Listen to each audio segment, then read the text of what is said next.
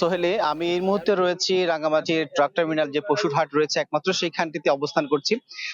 যেখানটিতে গতকালকেও খুব জমজমাট অবস্থা ছিল। সকাল থেকেও আমরা এই পশুর হাটে ঘুরে দেখেছি এবং এখানে ক্রেতা বিক্রেতার একটি উপস্থিতি, সরব উপস্থিতি আমরা লক্ষ্য করেছি। কিন্তু ক্রেতারা বলছেন গতবারের তুলনায় এবারের গরুর দাম কিছুটা বেশি। কিন্তু উল্টো বিক্রেতারা বলছেন গতবারের যারা যে দরে বিক্রি করেছেন তার চেয়েও অনেক কম দামে বিক্রি করতে হচ্ছে। কারণ হচ্ছে অনেকে এখানকার যে ব্যবসায়ীরা এসেছেন তারা বিভিন্ন উপজেলা থেকে ভোটে করে এই গরুগুলো এখানে নিয়ে এসেছেন এবং এখানকার বিক্রি করার উদ্দেশ্যে তারা নিয়ে এসেছিলেন এবং এখান থেকে বিক্রি করতে তারা অনেকে বলছেন যে অনেক ১০ থেকে ১৫,০০০ ২০,০০০ টাকা কম দামে বিক্রি করতে তাদের অনেকে লস হচ্ছে।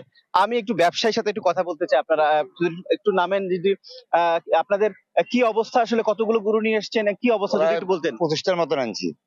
এখন গরুর দাম তো কম, বহিরাগত গরুগুলো আইসে মনে করেন আমার দেশি গরুগুলোর দাম কমে গেছে। যেমন এই মায়ানমারের গরু, ইন্ডিয়ান গরু, ওই গরুগুলো আসাতে এখন বাংলাদেশের গরুগুলো মানে ন্যায্য মূল্যের মতন হয়ে গেছে। যে গরু কিনা ১.৫ লাখ টাকা গরু এখন লাগে ১,২০,০০০ ২৫,০০০ টাকা, এই পরিস্থিতি। ধন্যবাদ আপনাকে। যেটি শুনছিলেন আসলে যে ব্যবসায়ীরা বলছেন যে যারা গরুটা বিভিন্ন জায়গা থেকে তারা কিনে এনে বিক্রি করেন তাদেরকে লস দিয়ে বিক্রি করতে হচ্ছে এবং এখানকার যে গরুগুলো সেগুলো চট্টগ্রাম সহ সারা দেশে তারা বিক্রি করার কথা রয়েছিল। কিন্তু এখানকার গরু পর্যাপ্ত থাকার কারণে এখানকার বেচাকেনা কম। একই সাথে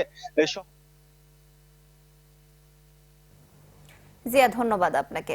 দর্শক, রাঙামাটির কোরবানির পশুর হাটের খবর জানাচ্ছিলেন সহকর্মী জিয়াউল হক। নগদে ৫০০ টাকা বা তার বেশি পেমেন্টে পেতে পারেন ঢাকায় জমিসহ ২০ কোটি টাকার পুরস্কার।